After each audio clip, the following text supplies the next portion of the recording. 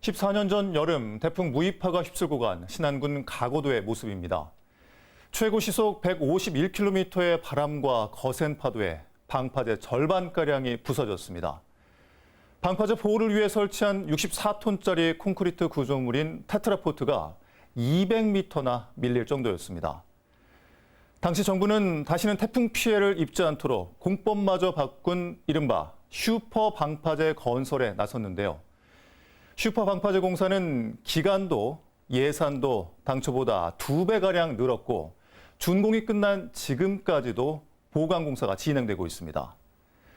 이 과정에서 공사비 뻥튀기에다 시공업체와 정부의 소송, 수사 외압 등 온갖 잡음이 꼬리에 꼬리를 물고 있습니다.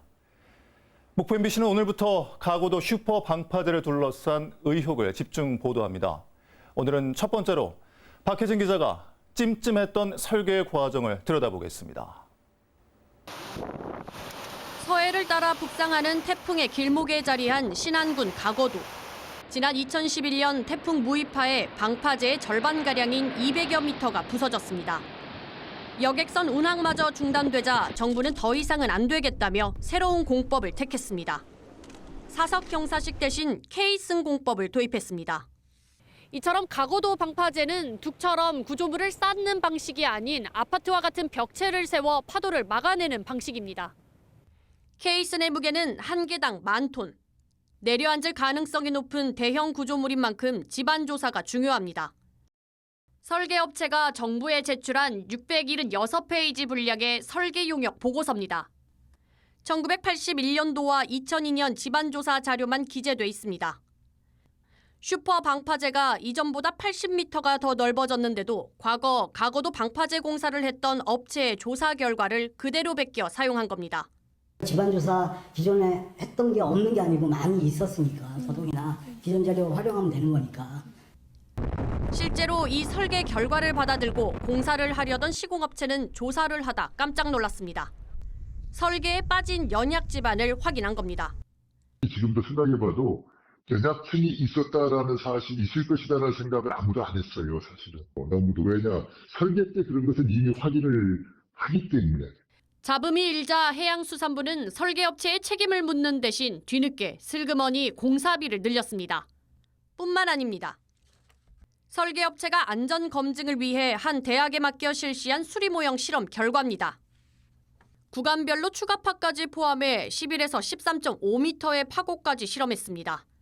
K승 공법을 적용한 구간은 전혀 문제가 없는 것으로 나와 있습니다. 공무원들이 한 10명 정도가 참관을 했고 거기 회의록 결과에는 거의 안정한 거로 나왔어요. 사실일까? MBC가 확보한 대학 측의 실험 결과 문서입니다. 같은 방파제 구간에서 파도를 막는 구조물 등이 움직이거나 이탈한 것으로 나타나 있습니다. 우리는 실험에서 흩어질 수 있고 흩어졌어. 근데 이제 에서는 안정하다. 전혀 문제 없었다. 이렇게 하면 냈겠죠? 설계업체는 실험 원본 조작 의혹을 부인하고 한 차례 실험에 참관한 해양수산부 역시 이상이 없다며 설계업체의 주장을 거들었습니다. 조작이나 수정을 했다고는 이렇게 결론은 안 돼 있고요. 그렇다 한들 이게 자기 때에 공소시효가 완료되어 실효가 없다. 하지만 설계업체의 보고서를 이상히 여긴 공사업체가 같은 조건으로 해당 대학에서 실시한 실험과 또 다른 대학에서 실시한 실험에서도 모두 안전에 문제가 있는 것으로 나타났습니다. 설계업체와 해양수산부는 이 모든 사실을 알고 있었지만 공사는 공법 그대로 진행됐습니다.